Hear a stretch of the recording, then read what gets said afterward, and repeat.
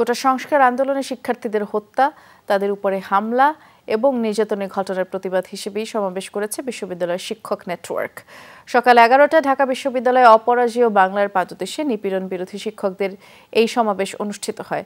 এ বিষয়ে ঢাকা বিশ্ববিদ্যালয়ের শিক্ষকরা বললেন, শিক্ষার্থীদের উপর এরকম আঘাত মেনে নেওয়া যায় না। এই আন্দোলনে নিহত শিক্ষার্থীদের হত্যার সঠিক তদন্ত করেই বিচারের দাবি জানান। বলেন, কোটা সংস্কার যৌক্তিক বিষয়, সরকারের এই বিষয়ে আলোচনা করেই সমস্যা সমাধানের আহ্বান।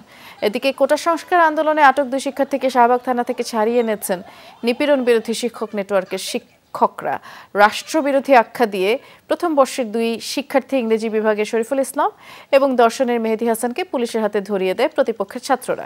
পরে নিপীড়ন বিরোধী শিক্ষকরা শাহবাগ থানায় যান, বাকবিতণ্ডা চলে সেখানে। এক পর্যায়ে ওই 2 শিক্ষার্থীকে শিক্ষকদের হাতে তুলে দেয় পুলিশ।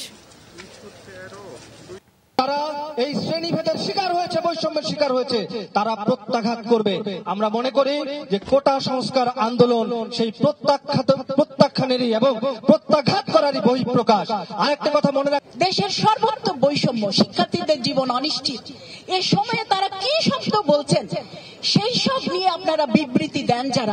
আপনারা যারা তাদের ভাষা বোঝেন না, আপনারা যারা তাদের পালস বোঝেন না, আপনারা তো তাদের কষ্ট বোঝেনই না।